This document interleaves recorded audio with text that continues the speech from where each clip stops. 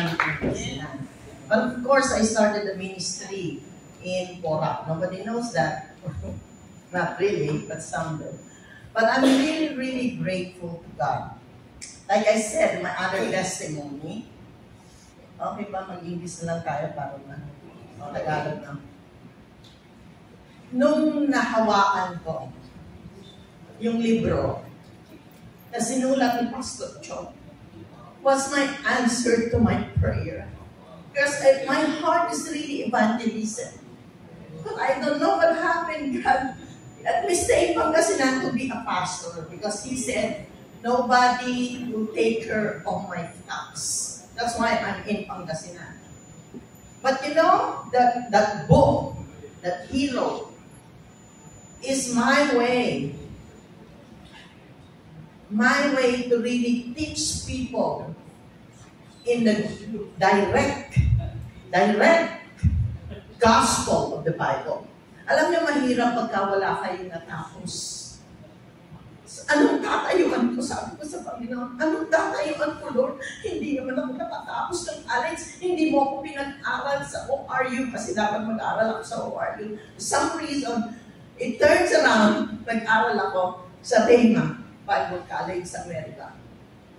But sabi ko sa Panginoon, paano ako magtutulong ng mga tao patungkol sa iyo, patungkol ko sino ka Jesus, patungkol ko sino ka nga o Hesus Kristo ng buhay ko. Kung hindi mo naman ako pinag-aral, tulad niya. Iniyak mo ko ng ilang taon. Kahit na naandito na ako sa Pampanga, nag-minister na ako for many years, iniyak ko ito. Until one day, within a Diyos, Pastor Gladys, nagko-comment lang ako sa Facebook. But God spoke to her na pinuntahan niya ako sa Pangasinan upang ma-share itong gospel of the Bible in the book way. In the book way na hindi ako ang may credit, but to God, He chose Pastor John. Kaya itong book na ito ay napakahalaga sa akin. So sinabi ko sa Panginoon, ginawa mo ako, pastor, matanda na po ako. 60 years old na ako. Hindi ako makapunta doon. Katulad kung bata pa ako. But hindi mo ako tinawag ng bata pa ako. Totoo ka naman sa akin eh, pero bakit hindi mo ako tinawag ng bata pa ako? Kung sabi ng Diyos, ganyan kita tinawag, kaya sumunod ka lang sa akin. Kaya ngayon, nag-train ako ng mga tao sa Pangasinan. Kaya narito sila. Kaya ako sila dinadala dito ng paulit-ulit. At nakikinig sa mga Facebook teachings is para maintindihan nila the true gospel, the root of the heart of God para sa mga tao through the evangelism.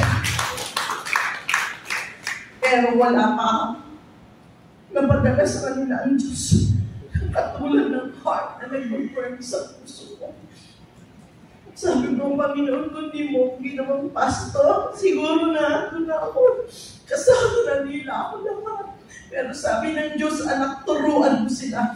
Para kung ano yung nasa iyo, yung sinasabi ni Pastor Kyo, yung kung sino si Jesus Kristo sa iyo, lalabas at lalabas ito sa iyo. At hindi lang ikaw mag-minister, kundi lahat ng mga tuturuan mo, lalabas at lalabas sa kanila ang totoong gospel. Sino si Jesus Christ? Kasi kailangan sa mga huling araw, totoong-totoo siya sa ating lahat. Yung hindi natin siya ikahihiya, yung nag-burn ng ating spirit into the power of the Holy Spirit. Dahil yan ang kailangan natin. That on the last day, the same things that gonna happen, what happened in the beginning of the gospel, of sharing of the gospel, the power of the Holy Spirit will move. And God cannot move to the church that has spots and wrinkles. But how can these spots and wrinkles can be removed? Only through the true gospel and through the power of the Holy Spirit. Wala nang pikian, mga kapatid, mga kapastor ko. Because this is the time na inilagay ng Diyos. I cried every night. Last night, I didn't have no sleep. Because my heart is for God to be heard. My heart is with Pastor Joseph. my God, I'm shaken. Everything is shaken. Lord, speak to the heart of the pastor. Speak to us like the power of that Holy Spirit na ginamit mo sa Acts. Because this is not just the teaching. This is the word from the Lord, coming from His heart, through His servants, through the people that are here that really have the heart of the gospel, mga kapatid. Maraming churches ang napapahamak ngayon. Marami ang iyak ng Panginoong Jesus dahil ang true gospel ay hindi natin ginagawang serious. It needs to be burned inside us so it will come out through us and through the power of the Holy Spirit. Ang lahat ng hindi nakakaintindi, we understand.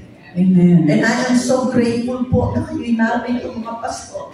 Hindi po ako katulad ninyo na may pinag-aralan. I only love Jesus, that's all I have. Walang problema sa mga Hindi diploma. po. Yes. Hindi po ito yung time na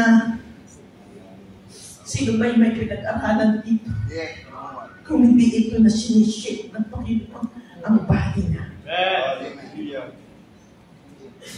And through the power of the Lord, if you allow me, I will prophesy to the body of Jesus Christ.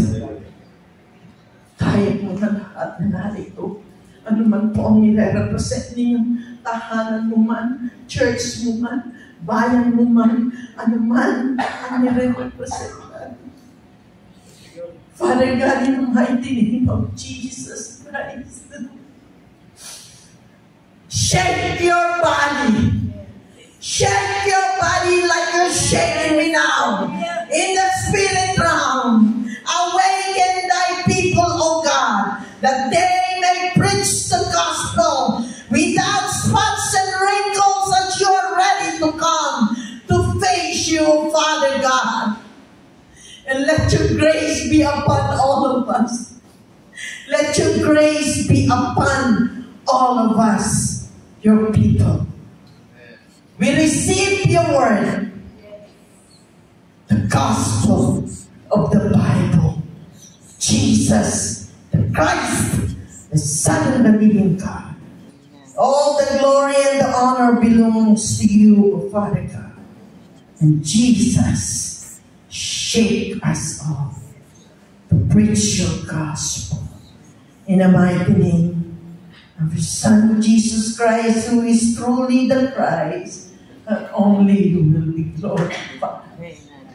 Lahat po magsabi ng amen. Amen. And amen. And amen. The Son of the living God.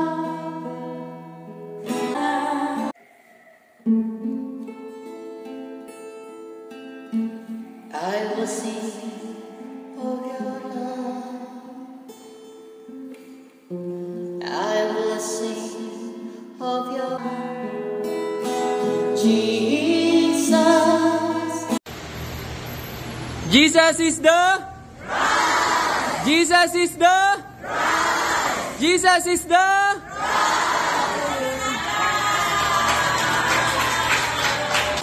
You are the Christ.